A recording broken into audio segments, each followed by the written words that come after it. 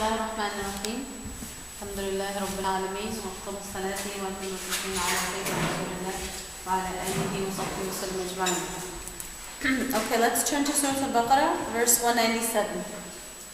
Al-Baqarah, verse 197. بعد أعوذ بالله من الشيطان الرجيم. بسم الله الرحمن الرحيم. الحج أشهر معلومات فمن فرض فيهن الحج فلا رفث ولا فسوق ولا جدال في الحج وما تفعلوا من خير يعلمه الله وتزودوا فإن خير الزاد التقوى واتقون يا أولي الألباب. Here Allah subhanahu wa ta'ala says the months of Hajj are well known. Whoever intends to perform pilgrimage in these months shall abstain from sensual indulgence, wicked conduct and quarreling, and whatever good you do, Allah knows it. Take your provisions for the pilgrimage, but in truth the best provision is piety. Men of understanding, beware of disobeying. So now here Allah subhanahu wa ta'ala identifies or talks about the Hajj and how it is well known. It has well-known months. And we said yesterday when people would ask about the phases of the moon, يَسْأَلُونَكَ عَنِ الْأَهِلَّةِ قُلْ هِيَ مَوَاقِيتُ لِلنَّاسِ وَالْحَجِّ. Said that the different phases of the moons are actually signs for you to know the times for the Hajj and Umrah.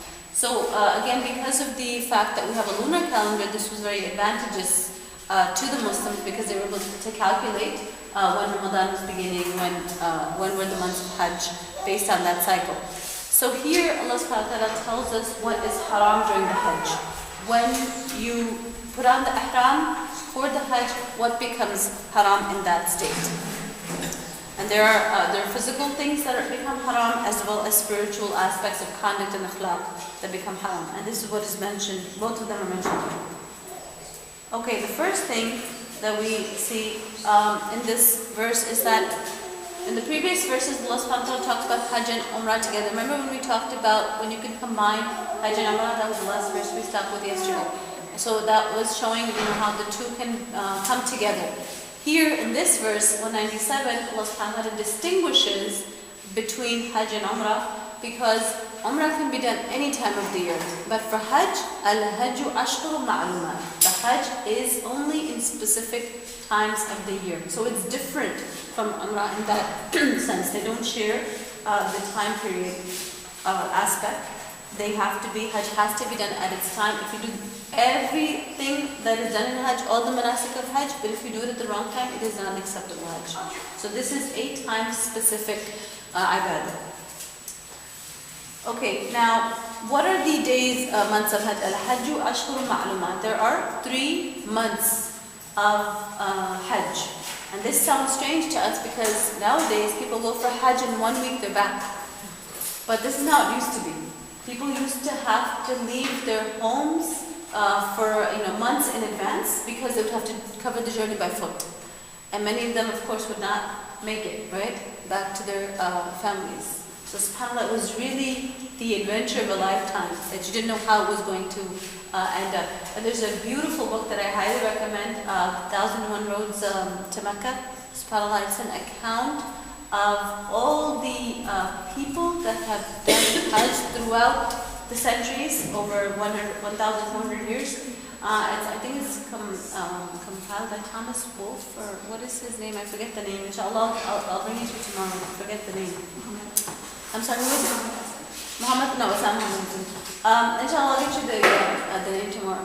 And he documents the various Hajj journeys of different people, and they describe what they went through during the Hajj and how it was like in their time, and in the olden days, and everything that was required, and the different stages of travel and going by land and then going on sea, and losing your supplies, and subhanAllah, it was really true test of faith.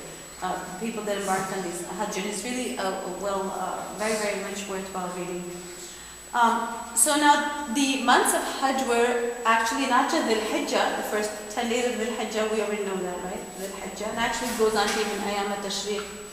But the month preceding that, which is Dhul Qa'dah, and the month preceding that, which is Shawwal. So right after Ramadan, the 9th month, right after that Shawwal, the 10th month marks the beginning of first of the 3 months of Hajj, right? And then 11th Dhul Qa'dah, and then the 4th Dhul Hijjah itself. So those are the 3 months of Hajj. So this is the time people can get ready and actually come, start their preparation. Now, the etiquettes of Hajj are mentioned in this verse. What is it that you can and cannot do in a state of ihram? The first thing Allah says, La rafath. La rafath. Rafath is actually, remember if you were paying attention to the Arabic yesterday, the first verse we did in yesterday's class, وَحِلَّ لَكُمْ لَيْلَةُ الصِّيَامِ رَفَثَ إِلَى نِسَائِكُمْ, right? Which means that the intercourse with your wives has been made permitted for you in the night of the fast, right? You see the same word being used here. The first thing Allah says, لا رفث ولا فسوق ولا جدال في الحج. So no intercourse during the days of Hajj. And in fact here it's not just limited, the word rafath here is not limited to meaning the actual act of intercourse, but it also includes preliminaries of intercourse. So you're not even supposed to involve yourself in the preliminaries or even talk about it openly.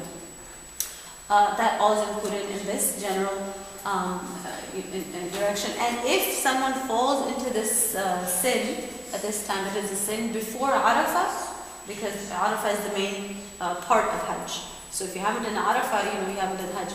So if this happens before Arafah, before you've completed the main pillar of Hajj, khalas, the Hajj is over. The Hajj is void. There's no sacrifice that you have to make a sacrifice, but you can't complete the Hajj. You have to come back and do it again. Hajj is void and the sacrifice has to be made, and you have to do the Hajj all over again. Number 2, wala fusuq. Wala fusuq. Fusuq generally means transgressing against the boundaries of Allah subhanahu wa ta'ala, going into haram, disobeying Him. It generally refers to all sins. This is the general meaning of fusuq. But here in this verse, specifically, Ibn Umar radiallahu anh says that it refers to those acts that are forbidden in ihram, specifically in the context of the Hajj. And there are 6 things that are haram in the state of ihram. The reason it's called ihram, you can hear the word, it's related to haram, right? Because that has a double connotation. Number 1, certain things have become haram for you that are not haram normally when you're not wearing ihram. And number 2, it's also related to the word haram, right? What do we call the Kaaba? The precincts of the Kaaba are called Masjid al-Haram, right? The prohibited mosque. Doesn't mean it's a haram mosque in the sense that it's haram in the sense that all fighting, quarreling, or killing even birds or animals is prohibited in its precincts. So in that sense, those things are haram.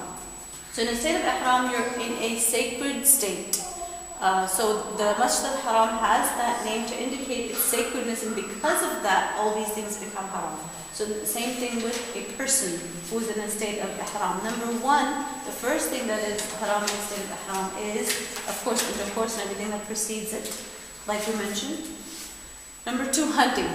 Hunting any land animals. You can't hunt any, or even help someone hunt. No hunting at all, or even helping in a hunt. Number 3, cutting nails or hair.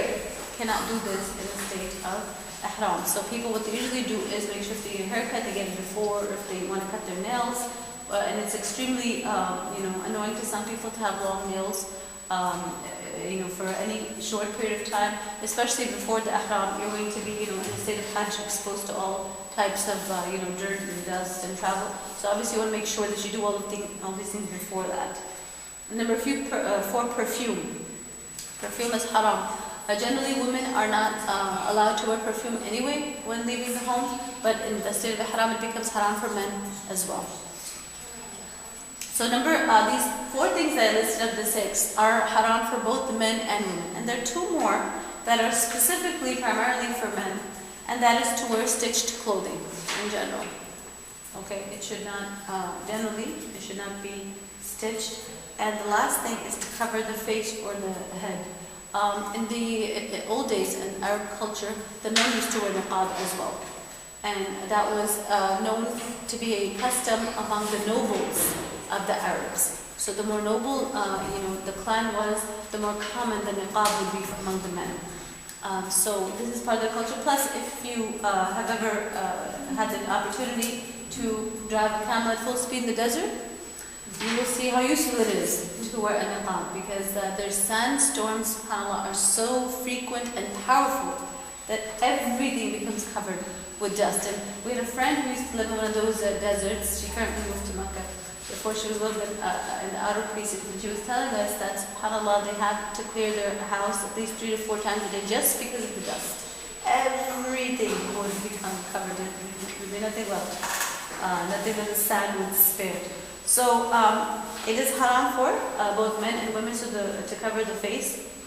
In the for women, it is according to some of the madhahib. It is the Hanafis and Malikis that forbid the niqab for the women in the state of ihram as well. But for the men, everyone agrees that they can't do it, and they cannot also cover their head.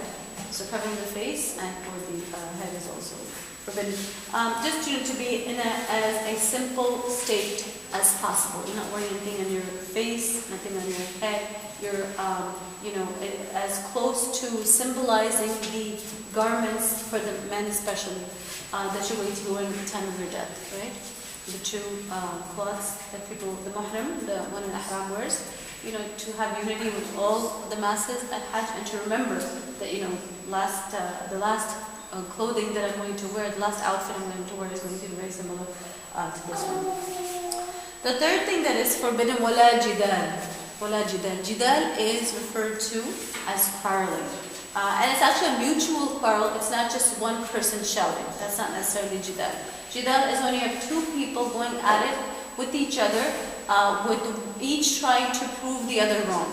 This is more, in line with the meaning of jidal. So it's not just someone yelling or shouting at someone else. For example, when a parent yells at their child, it's not jidal, because there's really nothing that the child is saying. If you have a good obedient child from the old days. So in Jahiliyyah, what happened is that the Arabs would fight over what month to perform Hajj. Some would be doing it other than the Hijjah. This is the extent to how they differ, how much they differ. Some would be disputing about which place to stay in. Okay, we're going to be in Arafah. No, we're going to Muzdalifah. No, this is where you're supposed to be today. So there was this constant back and forth quarreling, arguing about the months, when it's supposed to be done, about the places, where they're supposed to be. Some actually did Hajj in the Qa'dah, a month before the actual month of Hajj. They would be done with it. Some thought you didn't have to go to Arafah. The Muzdalifah was enough. So they would have these full-blown arguments, each claiming that the other side was wrong. So here, Allah subhanahu wa ta'ala clarifies that actually Arafah and Muzdalifah are both part of Hajj, as we're going to see in the upcoming ayat. And the month of Hajj is al-Hijjah, the official month where the ibadat, the manasik of Hajj are done. The manasik are the rites of Hajj, the rituals of Hajj. The things you have to do for it to be considered that you did Hajj, those are called manasik. So Allah subhanahu wa ta'ala clears the manasik, and He clarifies that it's in the Hijjah, and that Arafah and Muzdalifah are all part of the Hajj. So He said, after this clarification, there's no justification for continuing to quarrel. So la jidal, yani there is no room now for disputing, for fighting, for quarreling. Now these things, fusuq, transgression, jidal, arguing aggressively, all these things are bad at all times, right? But they become unimaginable in the Hajj. And Hajj, you cannot imagine that someone would actually be involved in any type of disobedience to Allah subhanahu wa ta'ala, or to be arguing in this undignified manner with others. The sin becomes much more serious in Hajj because of the sacredness of the time and the sacredness of the place. Just like Ramadan. If you do any, a sin in Ramadan or outside of it, it's bad in both. But in Ramadan, of course, the hurma, although it's not a sacred month, but there's a sacredness to the month, of course, in Ramadan. So this is why, and generally because people tend to have more motivation for doing good deeds. So generally sins decrease in Ramadan. Remember we said in Ramadan, generally sins decrease, good deeds increase. We're not eating or drinking. This is our closest resemblance to the angels. Remember we mentioned that? This is the closest that we get to being like angels. This is the time of Ramadan. So there's less reason to actually sin in Ramadan. And if someone still does it, when the temptation is less, this increases the seriousness of the sin. Because in spite of less temptation, you still do it.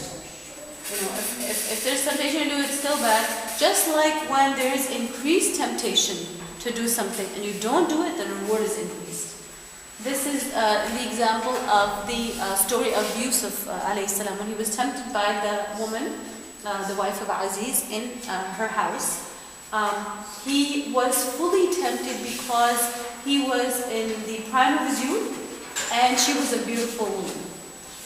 And if you look at the word used in the Qur'an, وَغَلَّقَتِ الْأَبْوَابِ, she closed the doors, yani she hadn't just closed the doors of the palace, she had closed the inner chambers of the rooms that they were in, and they were alone. So, like she caught him alone, she made him, put him into a situation where he wound up alone with her.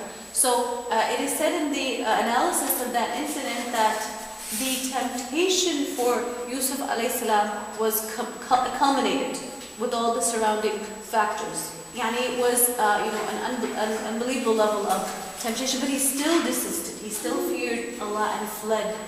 And that is why his reward is increased, manifold, because of that patience that he showed.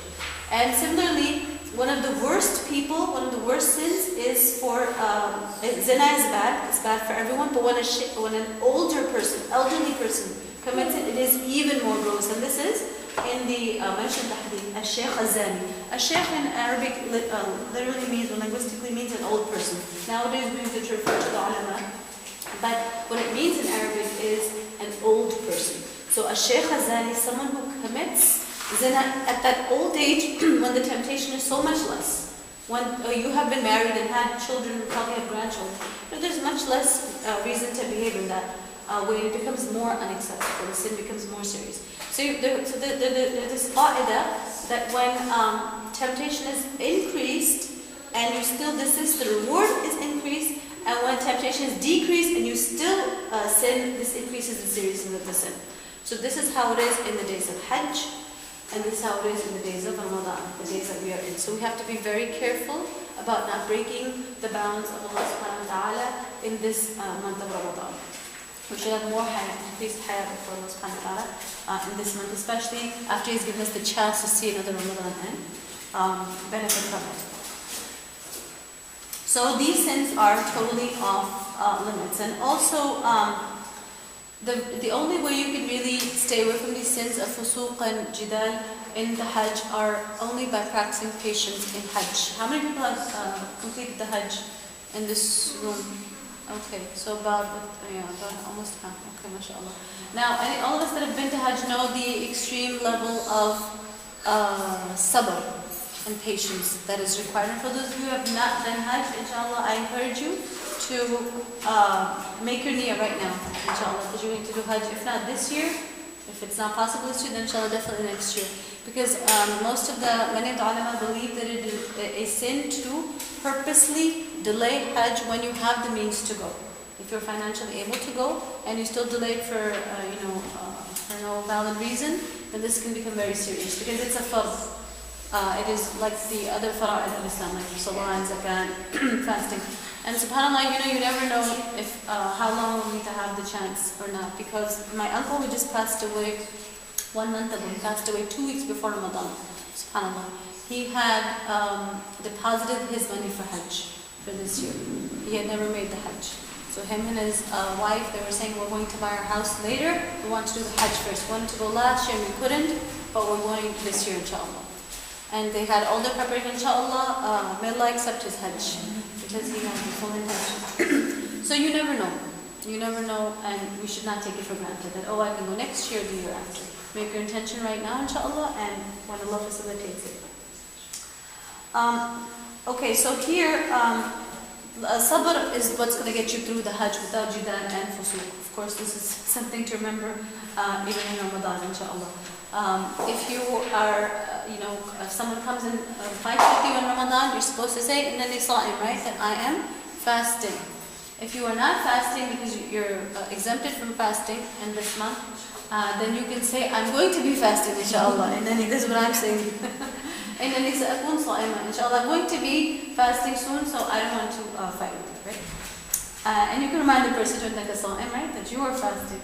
So anyhow, the point is that patience is what gets you through it. That's the point of these words that the Prophet ﷺ has taught us to say in Ramadan, and how we get through Hajj. It's basically the words of patience. Okay, so here, one of the things that the ayah mentions, وَتَزَوَّدُوا. وَتَزَوَّدُوا means take provisions for your journey. Take things that you're going to need during the journey for Hajj. And actually in Jahili times, it was considered a sin among the people if they took worldly things, items, materials during the Hajj journey or for the Hajj. So here Allah subhanahu wa ta'ala clarifies that no, it's better for you to take your own provisions so that you won't have to ask anyone else. And not want to become a burden on someone. So it's better to take your own journey. And we were in Umrah a month or so ago, and my father-in-law was telling us in the old days, the people used to actually, before there were hotels and 5-star restaurants on like every corner, they would actually bring their large cooking pans. And subhanAllah, I was like just shocked to hear this, their own spices, their own dishes. SubhanAllah, they would bring everything for their stay, and the stay would be an extended stay. It would just be like a week and you're back in your house. It would be like a month, 2 months, and it's still common for people who go from other countries. And SubhanAllah, they would just stop and go, it was like a camp or something. So actually there is no harm in doing this. It's nowadays it's not necessary, but this is what the people had to do, and Allah encouraged them to do that. But He says that, but the best thing to take with you, فَإِنَّ خَيْرَ الزَّادِ التَّقْوَى. The best provision you can take with you is taqwa. This is the provision that's going to last you the longest. It's going to get you through the most, and it's going to guarantee your reward in the akhirah. That's why this is the best thing to take along with you. This is something that will always help you perfect what you're doing. Always help you get through whatever it is you have to get through in a safe manner. Fearing Allah subhanahu wa ta'ala. Okay, and here, وَاتَّقُونِ يَا أُولِي الْأَلْبَابِ. So Allah subhanahu wa ta'ala, again we mentioned at the beginning of this surah, many sessions ago, that taqwa is mentioned in the surah over and over again, as in so many different forms, as taqwa, wattaquni, wattaqullah, so many different forms this concept is mentioned, because again of the so many ahkam that are mentioned in the surah. They cannot be fulfilled without the fear of Allah subhanahu wa ta'ala, molding the fulfillment of those commands. لَيْسَ عَلَيْكُمْ جُنَاحٌ أَن تَبْتَغُوا فَضْلًا مِنْ رَبِّكُمْ. Look at the next ayah, 198. It is no offense for you to seek the bounty of your Lord during pilgrimage when you hasten back from Arafah, and remember Allah at Al-Mash'ar al-Haram, and remember Him in the manner He has directed you. For before this you were surely in error. Okay, remember one of the things we want to mention from that I forgot to mention in the previous ayah, وَمَا تَفْعَلُوا مِنْ خَيْرٍ يَعْلَمُهُ اللَّهُ. Whatever good you do, Allah knows of it. So here, when a person is doing Hajj, Allah is saying, whatever good you do. Yani, it's not enough to be in a state of ihram, and that's it. You're supposed to strive to do more. You're supposed to strive to seek out good deeds to do. And subhanAllah, yani, it's not, you're not supposed to be in a passive state. Okay, now I'm in ihram, I'm okay. I'm in a state of worship. No, you're supposed to seek out how to become a benefit to people around you, and this is a great opportunity for this in Hajj generally, because everybody's usually very upset or tired in Hajj, so this is a great chance to become a source of relief for people. And subhanAllah, the Hajj, there's so many stories that come out of it, and sometimes you can see how people really lose their patience and may have wasted their Hajj. My brother told me a story once, when he performed his Hajj a few years ago. There's the two uncles in the group, and they became the best of friends. They met each other in the beginning of the trip, and they became so close to each other. They would speak in the same, dialect of Punjabi, right? And really enjoy each other's company and go together everywhere. And then, subhanAllah, it's so sad. I'm smiling, but it's just a sad story. At the end, because of one small incident, something like water, something that one had drunk the water of his wife. It's ridiculous. He had drunk from the water bottle of his wife. He got so upset at this that they left the Hajj not talking to each other, not on speaking terms at the end of the Hajj, not even with salam. SubhanAllah, it makes me so sad whenever I remember this story that shaitan will not leave you even in Hajj. The best way to spoil your Hajj, all the money, the effort, the time, the traveling, so much goes into Hajj, financially, physically, emotionally. leaving family behind. Shaitan will not leave you. He wants to ruin even your most precious investments. And subhanAllah, Allah does not look at two people. He does not look at the deeds of two people that are quarreling, that are fighting with each other until they reconcile. So the same thing in Ramadan. Make sure that do not let anyone get on your nerves, even if they try, because this may ruin it for you with Allah subhanahu wa ta'ala, because He will not look at our deeds in that case. So always try to be on the opposite, thinking in the opposite way, which is a positive, proactive. Okay, let me see what good I can do. Let me see how I can benefit other people. Okay, how can I help you? Not that how can I be helped, I'm fasting, I'm tired, and I'm thirsty, and I'm sleepy, and I'm hungry. Instead of having that, just try for one day. Okay, inshallah, I'm fasting, how can I help you? What can I do? Who needs my help? How can I benefit someone? Watch the energy that will just flow, and how much more you will enjoy your fasting, inshallah, how much more reward you will get for it. So it's input, output is according to input. Whatever you put into these days of fasting, just like what you put into the days of Hajj, that will be your level of enjoyment and fulfillment at the end of the day and at the end of the month. So Allah subhanahu wa ta'ala says, وَمَا تَفْعَلُوا مِنْ خَيْرٍ يَعْلَمُهُ اللَّهُ. Whatever good you do, Allah knows it. And then the end of the verse, تَزَوَّدُوا فَإِنَّ خَيْرَ الزَّادِ التَّقْوَى. Actually, the taqwa is the best thing to take with you that will help you the most and serve you the best, is the taqwa of your hearts. Okay, now let's move on to 198. It is no offense for you to seek the bounty of your Lord during pilgrimage. When you hasten back from Arafah, then remember Allah at al-Mash'ar al-Haram and remember Him in the manner He has directed you, for before this you were surely in error. Okay. Here Allah subhanahu wa ta'ala is clarifying how the Jahili Arabs used to think that you cannot trade or work or get any financial benefit through working during the Hajj season. Yani if someone has a shop or a business or if they're selling some products, that you can't do that during the Hajj. This was their impression. So actually this is, I'm sorry, not the Arabs.